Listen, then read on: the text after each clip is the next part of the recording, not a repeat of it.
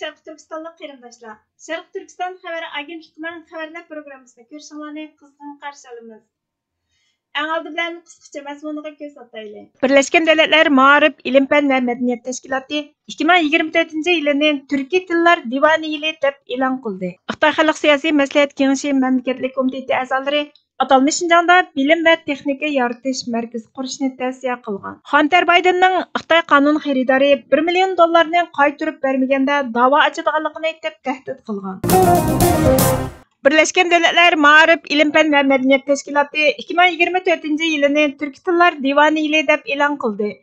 Qrim xəbər agentliğinin 26 fevral günüdəki xəbərə qaraganda, Birleşken Devletler Maarif, İlim, Fən və Mədəniyyət Təşkilatı 2024 yılını Qashqarda yaşagan büyük Türk tilshunos Mahmud Qashqarning nadir əseri və Türk tilinin tunji lug'ati bo'lgan Türk Tillar Divani, ya'ni Divani lug'ati Türk yili deb e'lon qildi.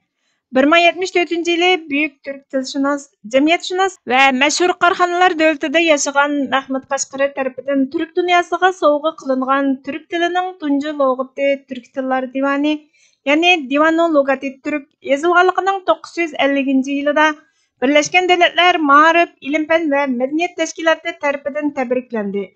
Xitay hökuməti Divanın lugati Türk və onun avtori Mahmud Qashqarning Uyg'urlar bilan bo'lgan aloqasini uzib tashlash uchun ağır buzg'unchiliklarni qildi. Türk Tillar Divani Uyg'ur türklarining shonliq tarixi, tilining namoyandasi bo'lib, tajovuzchi Xitoyning Uyg'ur va boshqa turk xalqlarining tarixini burumlab to'qib chiqqan yolg'on tarixini inkor qiladigan muhim qomus. Tajovuzchi Xitoy hukumatı folklor professori doktor Rayla Davud, dаңlıq tilshunos professor doktor Arslan Abdulla va nurg'ulg'an Uyg'ur olimlarini turmaga tashladi.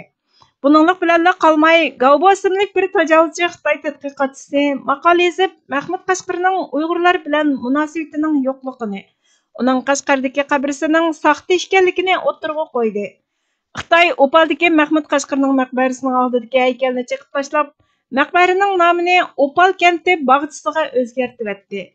İstanbul Millat Kütüpxanasidagi Divanın lugati Türk, ya'ni Türk Tillar Divanining birdan-bir nusxasining oxirgi betida berilgan uchurlardan qaraganda, Mahmud Qashqarning 1972 yili 25 yanvardan boshlab bu nadir asarini yozishga boshlaganligi va 1974 yili 2 ayning 10 kuni tamomlaganligi. 1975 yildan 1995 yillari orasida Bag'dodda hukmronlik qilgan Abbasiylar xalifasi Muhammad al-Muhtadi bi Amrullahga taqdim qilganligi ma'lum. Bu asar Mahmud Qashqari tomonidan turk tilini arablarga o'rgatish va turk tilining arab tilidan mo'l til ekanligini ko'rsatish maqsadida yozilgan tunji turk tili lug'ati. Divani lugati Türk, ya'ni Türk Tillar Divani turk arab tili lug'ati sifatida yozilgan. Chunki u turk millatining ulug'ligini tushuntirishni maqsad qilgan bo'lib, turk tilining arab tilidan orqada qolmaganligini hamda arabchaga turk tili o'rgatadiganligini o'tirg'a qo'ygan. Turk tilining tunji lug'ati bo'lgan Türk Tillar Divani turk qabilalaridan tuzilgan dialektlarning lug'ati xarakteriga ega. Mahmud Qashqari lug'atni yozish uchun turk qavmlarini bir-birlab aralab chiqqan. O'zi tuzgan tilga aloqador materiallarga bevosita tayangan. Qandaqla bo'lmasin, bu asar lug'atlar emas, 11-asrdagi til aloyilligini ko'rsatib beradigan fonetikalik va qurilma xarakterlik uchurlarni yo'ritib beradigan grammatikalik kitob. Kishi, jamiyat va yer ismlarining manbasi, turk tarixi, coğrafiya, afsonalar, folklor va xalq adabiyoti qatorliq mo'l mazmunlarni o'z ichiga olgan, o'z davridagi tibbiy va davolash usullari tunishtirilgan ensiklopedik asar. Tajovuzchi Xitoy davlati O'rta Osiyodan boshlatgan dunyoga kengayish, ekspluatatsiya qilish qadamini tezlatish uchun o'xshamagan tushum planlarini tuzishni davomlashtirmoqda. Sharq Turkiston surgundi hukumatining mas'ullari qarindosh davlatlarni ogohlantirib, Sharq Turkistonda davomlashayotgan irqiy qirg'inchilikdan saboq olishga chaqirmoqda. Tajovuzchi Xitoyning Zuvani yer shari vaqt gazetining dushanba kuni bildirishicha, Xitoy Xalq siyosiy maslahat kengashi mamlakatlik komitet a'zolari atalmış Şinjan Uyghur Abdunum rayonida O'rta Osiyo bilan hamkorlashishni maqsad qilgan bilim va texnika yaratish markazi qurishni tavsiya qilgan. Tajovuzchi Xitoy mutaxassislarining aytishicha, bu markaz atalmış Şinjan bilan O'rta Osiyo davlatlarining texnika va savdo hamkorligiga qulaylik yaratib, rayondagi xodimlar, texnika va mablag'ning aylanishini texmi oshiradi ekan. Bu taklifni Xitoy Kompartiyasi mamlakatlik komitetining Liang Yong Deng Mingjiang va Xiao Winjiao otliq 3 nafar a'zosi birlikda o'tirg'a qo'ygan bo'lib, aldamchi yog'lama so'zlariga qaraganda, atalmish Şinjanning yangilik yaratishini ilgari surish, taraqqiyot shakli, texnikada yangilik yaratish iqtidori va yangi ishlab chiqarish kuchlarini taraqqiy qildirishni maqsad qilgan bo'lib, taklifda atalmish Şinjanning O'rta Osiyo davlatlarining kasblarini to'liqlaydigan ilmiy tadqiqot, sanoat qurilishi, yangi energiya va dehqonchilik qatorliq sohalarda nurg'un afzalligi borligi, bilim va texnika yaratish markazining davlatning energiya ta'minotini muqimlashtirish uchun diplomatik munosabatlar va rayon halqigan hamkorlikni kengaytirganligi, erkin savdo rayonining afzalligini oshirib, Xitoyning g'arbiy va sharqiy rayonlarining taraqqiyotini tengpuanglashtirib, xalqaro texnika, ixtisosliklar va korxonalarni jalb qiladiganligi o'tirg'a qo'yilgan. Sharq Turkiston surgun hukumatining Cumhur raisi doktor Mamtuminali apandi buningga ijtimoiy axborot supsi X'da deya berib, Xitoyning yerlik taraqqiyot va xalqaro hamkorlikni kuchaytirish nomi ostida O'rta Osiyoga qarata o'zliksiz kengaymichiligi oxiri Xitoy Xalq siyosiy maslahat kengashining tasdiqiga erishdi.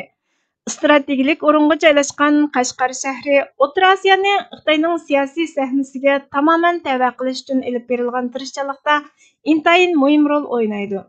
Qirg'iziston va O'zbekiston Sharq Turkistonda davomlashayotgan irqiy qirg'inchilikqa qarshi sukutni saqlab qolish bilan bir vaqtda Xitoyning atalmish Şinjandagi kultur, milliy va diniy qarindoshlarining irqiy qirg'inchiligiga sherik bo'lganligi uchun taqdirlanadi. Ular Uyg'urlarning echinishlik taqdiridan saboq ololmag'achqa, Xitoy bilan hamkorlashishning g'oyat zo'r bedel tuyuladiganligini his qila olmaydi. Ularning qarindoshlarining o'limiga sukut qildira olgan hokimiyat kelgusida hamma ishda sukut qilishga majburlaydigan hokimiyatdir. Ularning o'xshash echinishlik taqdirga duch kelishi faqat vaqt masalasi xolos. Qarindoshlarining o'limiga ko'z yumgan qarindosh o'xshash dushman tarafidan hammaga, hatto o'zining o'limigami ko'z yumishga majburlanishi mumkin. Vaqt ulug' sudchi dedi. Hunter Bidenning Xitoy qonun xaridori $1 million qaytarib bermaganda da'vo ochadiganligini aytib tahdid qilgan.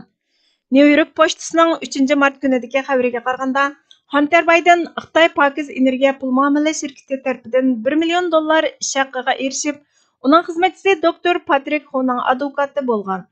Endi pulni 7 kun ichida qaytarmasa, uning tunji o'g'li ustidan arz qilganligini aytib tahdid qilgan. Uning aytishicha, Hunter uningga qonun mulozimati qilmagan.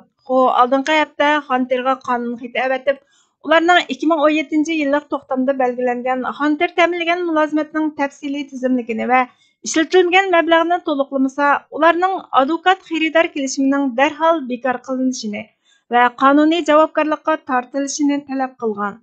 Xo'ning Hong Kongdagi qonun o'rni Huan and Partners tarafidan Hunterning Washingtondagi advokati Abi Loyalga avatgan maktubda qolgan mablag'ning qaytarilishi uchun 7 kun muhlat berilganligi yozilgan. Kaliforniyadagi bosh aybnomasiga qaraganda $1 million qonuniy ta'minot Xitoydagi Xitoy pokiz energiya pul muomala shirkatining Hong Kongdagi Hong Kong Shanghai hamkorlik bankasiga aqtirilib, orqadan 2017-yili 11-oyning 2-kuni Hunterning Xitoy pokiz energiya pul muomala shirkati bilan o'rtaq ig'dorchiligidagi Hudson West 3 shirkatining Amerika banki hisobiga, undan Hunterning o'zining xususiy shirkati Owasco'ga havola qilingan. 2017-yili 11-oyning 18-kuni New Yorkda Hong Kongdan aeroplandan tushganda qo'lga olingan. Xo'ning aytishicha, 54 yoshli Hunter Biden $1 million pulni yanchiqqa solgan. Qo'lga ilingandan keyin uning uchun advokat Edward Kimni chaqirish, Manhattan o'zgartirish markazida Edward Kim va Xo bilan ko'rishga yarim soat kechikib kelgandan boshqa hech qanday qonuniy mulozimat qilmagan.